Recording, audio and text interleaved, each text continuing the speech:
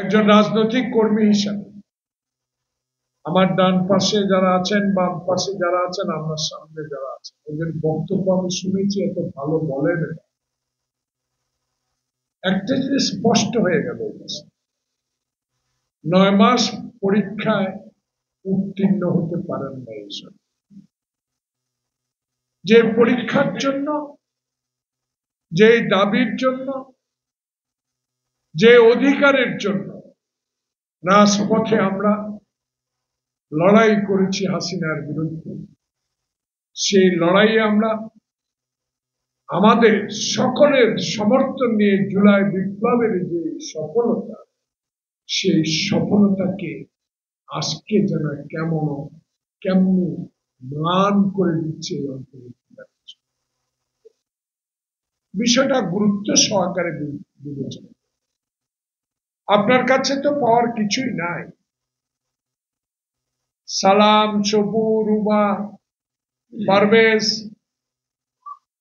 আমাদের হুমায়ুন, সোহেল আপনার কাছে এমপি হতে চাই না, আপনার কাছে ধন দৌলতও চাই না, আপনার কাছে ঠিকাদারিও চাই না, আপনার কাছে লুটের টাকার ভাগও চাই না। আপনার কাছে আমরা চেয়েছি একটাই, যারা আত্মহত্যা দিয়েছে হাসিনার আমলে, যারা কারা নির্যাতন করেছে, আমার নেত্রী বেগম খালেদা জিয়াকে বিনা কারণে আপনি কারাগারে রেখে হত্যার প্রচেষ্টা করেছিলেন, তাদের একটি দাবি, আপনাকে ক্ষমতায় সরকারে বসানো হয়েছে এদেশের মানুষকে একটি সুন্দর নির্বাচন উপহার দেওয়া।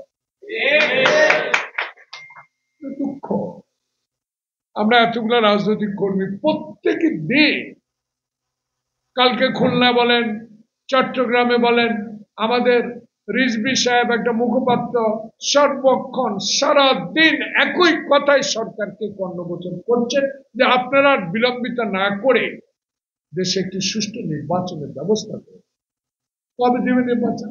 আজকে রোববার, সোমবার, মঙ্গলবার, বুধবার, বৃহস্পতিবার, শুক্রবার, বলে দিতে অসুবিধাটা কোথায়? আমার মনে হচ্ছে, আমি একজন ক্ষুদ্র রাজনৈতিক কর্মী হিসেবে, একজন মুক্তিযুদ্ধ হিসেবে আমার বিবেকে এই কথা এখন মনে হচ্ছে যে সরকার নির্বাচন নিয়ে তালবানা শুরু করেছে, কারো ইশারায় কাউকে আরো শক্তি জোগাড় করার জন্য একটা ব্যবস্থা করছে। আমার মনে হয় এইসব তালবানা তো চলবে না। আমরা তো ভেসে আসি নাই,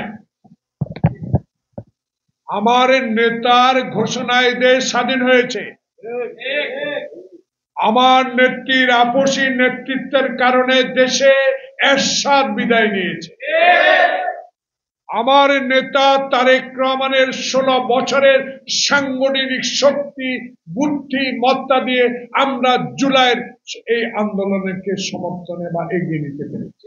সে নেতা তারেক, অতএব তারেক রহমানের নির্দেশিত চুপ করে আছে।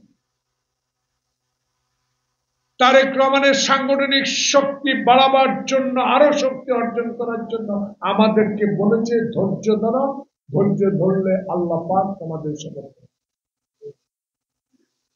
আমরা ধৈর্য ধরে আছি। সেই ধৈর্যের ফল যদি হয় নির্বাচন বিলম্বিত, তাহলে সে ধৈর্যের বাদ তো আমরা থেকে যাব, কেউ রুখতে পারবে। হাজারো বড় যদি মির্জা ফখরুল ইসলাম, আব্বাস গয়েশ্বর, আমির খসরু, বাবু গয়েশ্বরচন্দ্র রায় সবাই যদি চিৎকার দিয়ে আমাদেরকে বলে যে এখন চুপ করে থাকো, আমরা চুপ করে থাকবো না, কারণ নির্বাচনের জন্য আমরা মাঠে নামবই যদি সময় মতো